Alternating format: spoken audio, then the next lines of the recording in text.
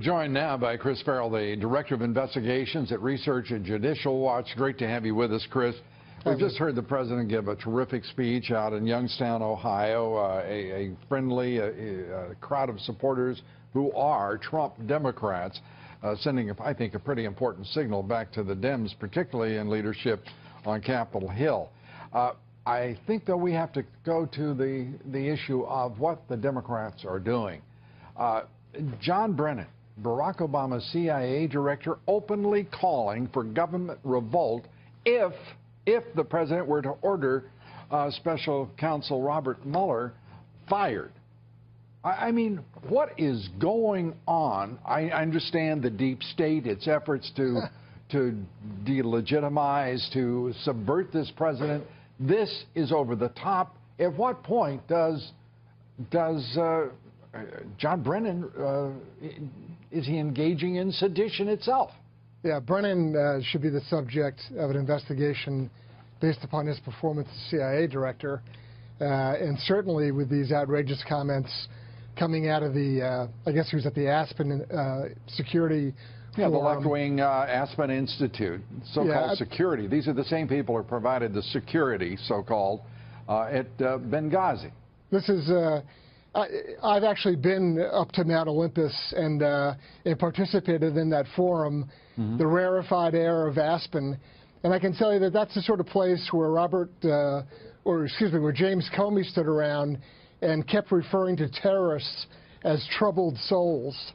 So I mean, it's a fantasy. It's a fantasy land for leftists. Be honest about this. I mean, we have got a set of officials: James Comey, John Brennan. And there are others from the counterintelligence and intelligence community. I mean, they are absolutely beside themselves at the fact that President Trump is taking this nation in a direction they never dreamed possible because they lack the guts, the principle, and the vision to do so. They're actively undermining his presidency. It's a silent or soft coup. And the kind of speech that the president just delivered drives them out of their minds. It is the antithesis of what they believe in. Founding values of this nation and the shared heritage and culture of all Americans. It does drive them mad, and good for the president, which I think he talked about what we share for 15, 20 minutes before he got to any issue that anybody could consider even divisive or controversial, and those people would all be on the left, the extreme left.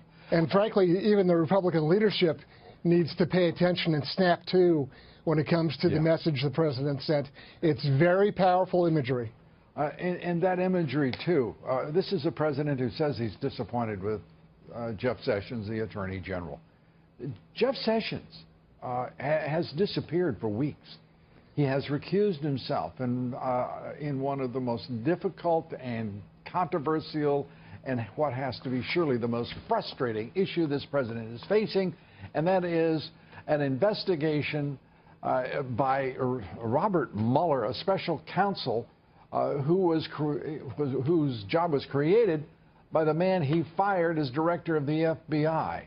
Yeah. And the Congress was played for fools, as was the Justice Department, and did the bidding of a man who should never, in my judgment, have held the office of director. Let's just cut through all the double talk and all the Russia craziness. No one can name the criminal predicate. We do not conduct investigations, criminal investigations, of people. We conduct investigations of crimes that have occurred, and we identify suspects and subjects. You know, they've turned this entire process on its head. They who have turned the process? Well, part of it is some people like Rosenstein and Mueller and the Deputy Comey. Attorney General, the Special Counsel, and the chairman and ranking members of the Senate and House Intelligence Committees, the Oversight Committees, who are behaving awfully.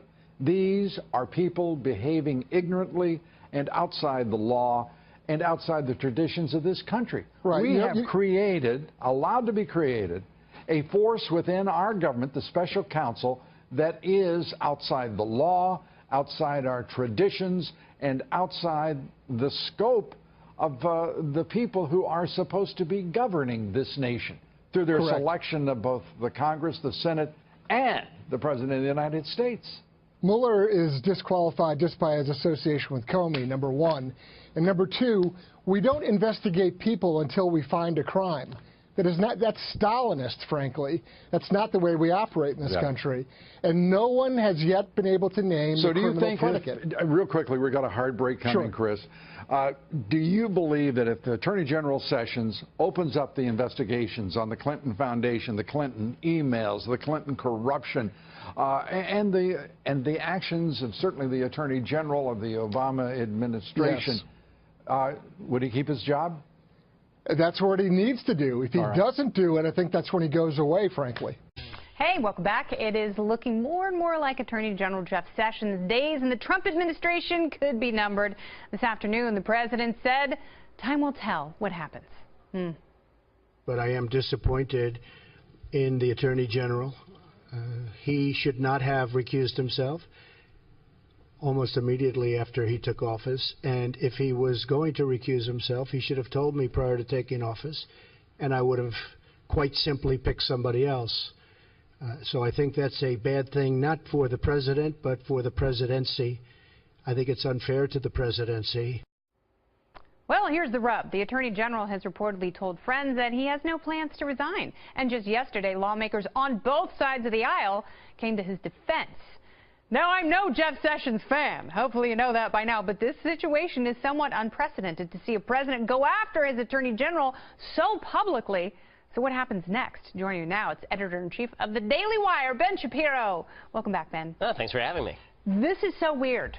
I have to tell you, like, I don't like Jeff Sessions for a number of reasons, but he's becoming a victim, and I kind of feel bad for him. It's hard not to feel bad for him. I mean, he could, at this point, engage in civil asset forfeiture and just take Trump Tower in revenge. That might be a good play by him. Oh, the irony of ironies. But it is weird. I mean, look, Trump has the power to fire him. I do love that line, time will tell. Like, I want to use that on my wife. Will I pick up the groceries? Only time will tell. Like, he has the power to fire Sessions anytime he wants. He does. It's not like special counsel. Exactly. So why is he just harassing the crap out of him on Twitter, as opposed to, if he's really that upset about it, just fire him? I don't know if he thinks that by harassing him and getting Sessions to quit somehow it doesn't blow back on him. But the only person this is really hurting right now is Trump. It's not hurting Sessions for him to do all of this. No, it's really not. I mean, perceptually, at least.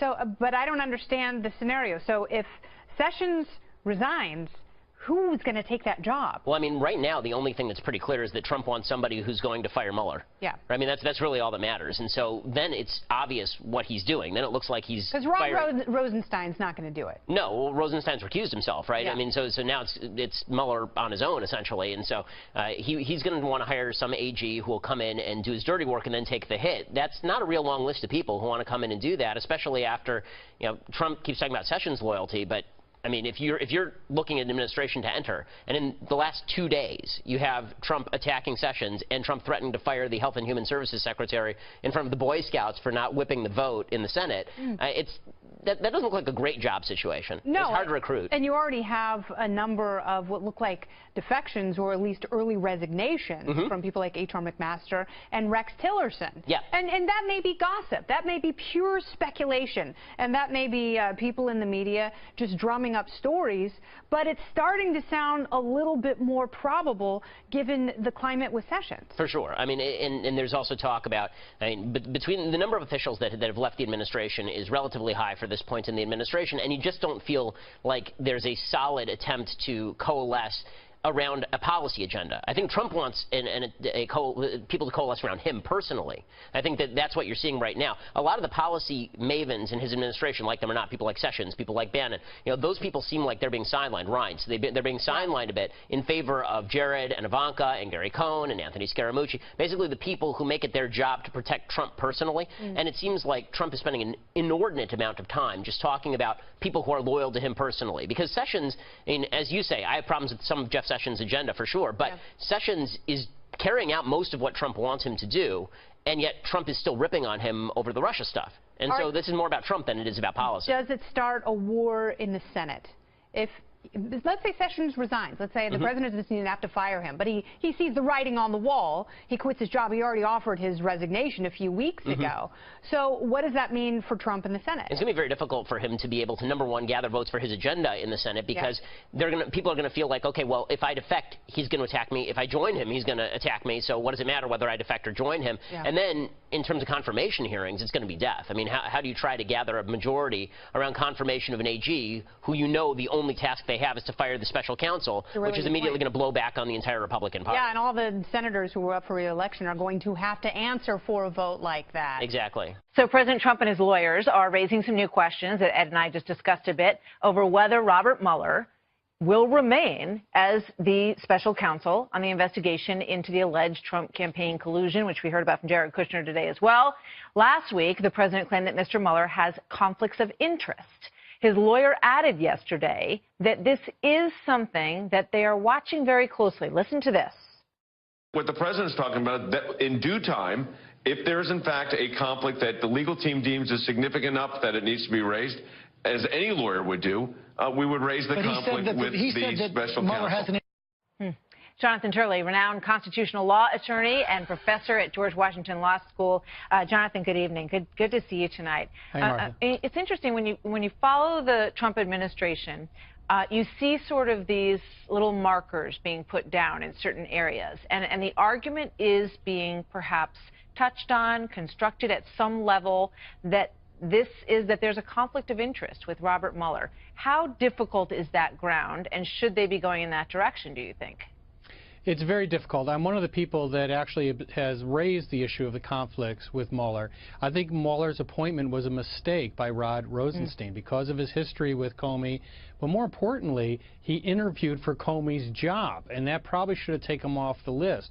But these conflicts, in terms of appointing people who have made contributions, are not going to be successful at the Department of Justice.